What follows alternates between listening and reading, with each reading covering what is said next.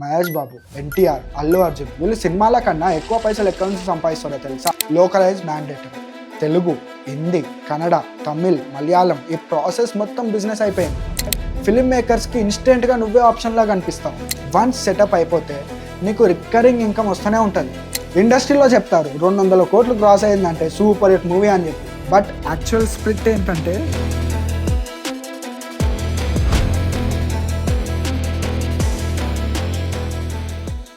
మనందరికీ టాలీవుడ్ అంటే ఒక ఐడియా ఉంది. టాలీవుడ్ అంటే ఫస్ట్ మైండ్లోకి వచ్చేది ప్రీ రిలీజ్ ఈవెంట్లు, ఆడియో ఫంక్షన్లు, ఫ్యాన్ వార్స్, 100 కోట్ల హీరో, 500 కోట్ల pan India movie, house full shows. కానీ మనం ఏం మిస్ అవుతున్నాం తెలుసా? ఇండస్ట్రీ బ్యాక్డోర్లో చాలామంది పైసలు సంపాదిస్తున్నారు. వాళ్ళకి ఫిలిం హిట్ అయినా ఫరక్ పడదు, ఫ్లాప్ అయినా ఫరక్ పడదు. అరే బాబాయ్ ఇదెక్కడ స్టోరీ బాబాయ్, మనకు తెలియకుండా ఇంతగానం నడుస్తుంది కదా అనిపిస్తుంది కదా. మాట్లాడదాం, దాని గురించే మాట్లాడదాం చాలా డీటెయిల్గా. మన స్టార్స్ ఉన్నారుగా, మహేష్ బాబు, ఎన్టీఆర్, అల్లు అర్జున్ వీళ్ళు సినిమాల కన్నా ఎక్కువ పైసలు ఎక్కడి నుంచి సంపాదిస్తారో తెలుసా? Ads, events, brand deals, D2C clothing brands నుంచి. బేసిక్ సినిమా నాలెడ్జ్ ఉన్న వాళ్ళకి ఇప్పుడు నేను చెప్పేవి అర్థమవుతాయి. ఒక బ్లాక్ బస్టర్ మూవీకి 50% బడ్జెట్ ఎక్కడ పోతుంది తెలుసా? లైట్నింగ్ గాయ్స్కి, ఫుడ్కి, సెట్ డిజైనర్స్కి, VFXకి, డబ్బింగ్ ఆర్టిస్ట్కి అండ్ మర్చెంటైజ్కి. మనమేమో ఒక పక్కల ఫ్యాన్ వార్స్ అని వాడితో వీంతో పెట్టుకుంటాం. కానీ బిహైండ్ ద సీన్స్ మనకు తెలియకుండానే సైలెంట్గా చెక్స్ అన్ని బ్యాంక్స్లో డిపాజిట్ చేస్తున్నారు. నేను ఇప్పుడు ఈ వీడియోలో సినిమా ఇండస్ట్రీలో ఉన్న బిజినెస్ ఆపర్చునిటీస్ గురించి డీటెయిల్గా ఎక్స్ప్లెయిన్ చేయబోతున్నాను. దానికన్నా ముందు మన సినిమా ఇండస్ట్రీ గురించి కొంచెం వివరంగా తెలుసుకుందాం. అన్నయ్య ఒక హార్డ్ ట్రూత్ చెప్తున్నాను. టాలీవుడ్లో ఎవ్రీ ఇయర్ 100 కోట్లు వస్తున్నాయి. బట్ గెస్ వాట్, చాలా ప్రొడక్షన్ హౌసెస్కి బ్రేక్ ఈవెన్ కూడా అవ్వట్లేదు. And I'm not saying this for a drama. నాకు పర్సనల్గా తెలిసిన ప్రొడ్యూసర్స్ ఉన్నారు. బ్లాక్ బస్టర్స్ కొట్టినా వాళ్ళ పాకెట్స్ ఎంప్టీగానే ఉంటాయి. ఇది గ్లామర్ ఇండస్ట్రీ కాదు, ఇది ఇల్యూజన్ ఇండస్ట్రీ. బాబాయ్ మనకి మీడియాలో ఏం చూపిస్తారు? స్టార్ ఫ్రేమ్, రెడ్ కార్పెట్స్, 100 కోట్ల ఓపెనింగ్. బట్ అసలు బిజినెస్ ఏంటంటే డిస్ట్రిబ్యూటర్ షేర్లు, tax, political influences, fake valuations. You are not just watching a film, you are watching an entire ecosystem of illusion. ఈ ఇండస్ట్రీలో సక్సెస్కి ఫార్ములా లేదు, only survival stars. First thing ఏంటంటే star power అంటే profit అనే నమ్మకం వదిలేయాలి. ప్రొడ్యూసర్స్ ప్రభాస్, మహేష్ బాబు లాంటి స్టార్స్కి 10 నుంచి 20 కోట్లు అడ్వాన్స్ ఇస్తున్నారు. కానీ మూవీ బ్రేక్ ఈవెన్ కావాలంటే 50 కోట్లు నెట్ కూడా వస్తలేదు.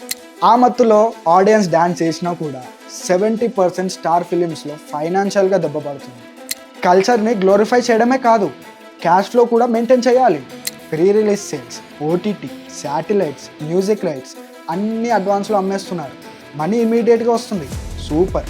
బట్ బాక్స్ ఆఫీస్లో ఫిలిం ఫ్లాప్ అయితే చూడండి, ఒక ఫిలిం రైట్స్ని 30 కోట్లకు అమ్మింది, ఫిలిం ఏమో ఫ్లాప్ అయింది. టోటల్గా 20 కోట్లు స్టేక్ హోల్డర్స్కి లాస్. క్యాష్ ఫ్లో ఒక ఇల్యూజన్, ప్రాఫిట్ లేదు. ప్రొడక్షన్లో ఎంత ఓవర్ స్పెండ్ చేస్తారు తెలుసా? ఫారెన్ షూట్స్ అని, అన్నెసెసరీ సాంగ్స్ అని, క్రేజీ సెట్ డిజైన్స్ అని, లావిష్ పార్టీస్ అని. And most of it goes under creative expenses. ఆడిట్లు కూడా జరగవు.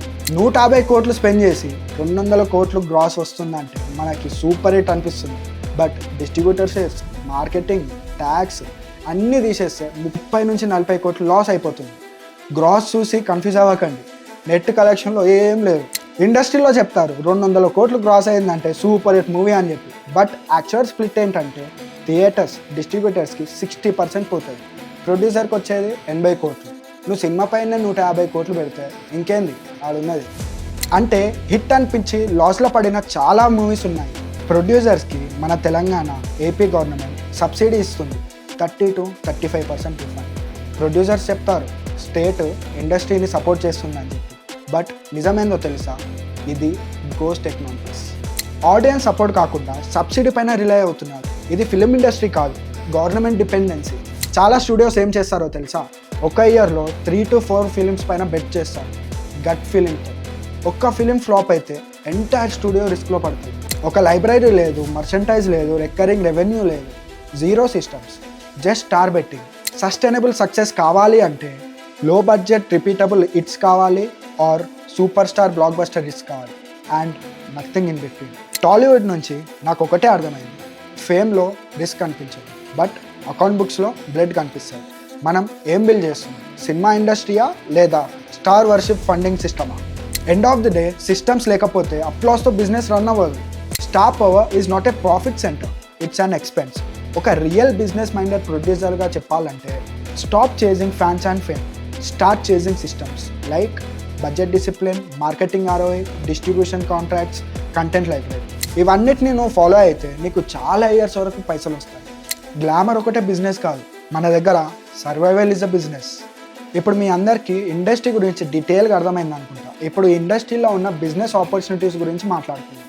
ఒకవేళ నీకు ఆర్ట్ పైన, డిజైన్ పైన ఇంట్రెస్ట్ ఉంటే ఇది నీకు గోల్డ్ మైన్. నువ్వే ఆలోచించు, రామోజీ ఫిలిం సిటీలో సీన్స్ షూట్ చేయడం అంటే pubs, temples, police station sets build చేయడం మ్యాండేటరీ. ఇవి అన్నీ పర్మనెంట్ కాదు, 20 డేస్లో షూట్ అవ్వగానే డిస్మాంటిల్ చేస్తారు. అసలు ఇది గోల్డ్ మైన్ అని ఎందుకు అన్నానో ఇప్పుడు చెప్తాను. నువ్వు ఒక సెట్ పైన 5 నుంచి 20 లక్షలు ఇన్వెస్ట్ చేసి ఉంటే నువ్వు రెంటల్ బేస్ పైన 1 నుంచి 3 లక్షలు పర్ డేకి వస్తాయి.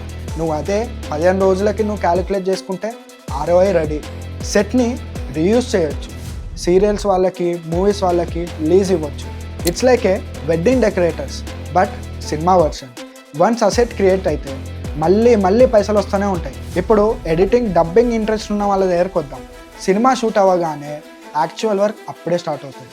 ఎడిటింగ్ అని, డబ్బింగ్ అని, కలర్ గ్రేడింగ్ అని, సౌండ్ డిజైన్ అని, VFX అని. ఒకవేళ పాన్ ఇండియా రిలీజ్ అయితే మాత్రం లోకలైజ్ మ్యాండేటరీ. తెలుగు, హిందీ, కన్నడ, తమిళ్, మలయాళం, ఈ ప్రాసెస్ మొత్తం బిజినెస్ అయిపోయింది. ఒక మిడ్ లెవెల్ స్టూడియోకే 10 నుంచి 20 కోట్ల రెవెన్యూ వస్తుంది పోస్ట్ ప్రొడక్షన్ సర్వీసెస్ నుంచి. Like OTT content, ad films, web series కూడా ఇంక్లూడ్ చేయండి. This is not a creative business, ఇది సర్వీస్ బిజినెస్. లైక్ మన IT సర్వీసెస్ లాగా. వర్క్కి వాల్యూ ఉంటుంది కానీ హైప్ ఉండదు. ఇప్పుడు క్లోతింగ్ బిజినెస్ పైన ఏదో ఒక దందా చేద్దాం అనుకునే వాళ్ళ దగ్గరకు వద్దాం. పుష్ప మూవీ రిలీజ్ కాకముందు ఎంత హైప్ ఉండేనో మీకు కూడా తెలుసు. అదే హైప్ని నువ్వు పట్టుకొని హుడీస్ పైన, టీషర్ట్స్ పైన అరే బై తగ్గేదే లే అని చెప్పి నువ్వు ప్రింట్ కొట్టిస్తే అదే హైప్ని పట్టుకొని నువ్వు సంధ్య, సుదర్శన్, ప్రసాద్ మల్టీప్లెక్స్ల ముందు సెల్ చేయొచ్చు. ఆన్లైన్లో D2C బ్రాండ్ని క్రియేట్ చేయొచ్చు. ప్రొడక్షన్ హౌసెస్తో లైసెన్సింగ్ అగ్రిమెంట్ తీసుకొని స్కేల్ చేయొచ్చు. లేదా ఒరిజినల్ ఫ్యాన్ ఆర్ట్ని క్రియేట్ చేసి సెల్ చేయొచ్చు. పీక్ ఐ టైంలో 5 నుంచి 10 కోట్ల వరకు మర్చెంటైజ్ సేల్స్ చేయొచ్చు. సింపుల్గా చెప్పాలంటే మార్వెల్ని ఇండియన్ వర్షన్లో ఇమాజిన్ చేయండి. మన హీరోని అడోర్ చేయడమే కాదు, మన హీరో వేసుకున్న బట్టలు మనం కూడా వేసుకుంటే మనం కూడా హీరోలా ఫీల్ అవుతాం. ఇప్పుడు ఈవెంట్స్ అంటే ఇష్టం ఉన్న వాళ్ళ దగ్గరికి వస్తుంది. చూడండి, ఇప్పుడు ఈ జనరేషన్లో స్టార్స్ అంటే బ్రాండ్స్. ఇప్పుడు యాక్టర్స్ చేస్తున్న ఈవెంట్స్ ఏంటంటావు? Mall opening, college events, product launches, influencer collabs. నువ్వు ఒక స్మార్ట్ ఏజెన్సీని స్టార్ట్ చేస్తే 8 నుంచి 10 సెలబ్రిటీస్ని హ్యాండిల్ చేయొచ్చు. ఒక్క ఈవెంట్కి 5 నుంచి 10 లక్షలు. అండ్ నీకు 20 నుంచి 30% కమిషన్ వస్తుంది. Not only A list stars, B-C grade influencers కూడా డిజిటల్లో ఫైర్ అవుతున్నారు. మోస్ట్ టౌన్స్లో ప్రాపర్ మేనేజర్స్ కూడా లేరు. సో స్కోప్ చాలా ఎక్కువ. It's like a sports management but cinema ఎమోషన్లో డెప్త్ ఎక్కువ.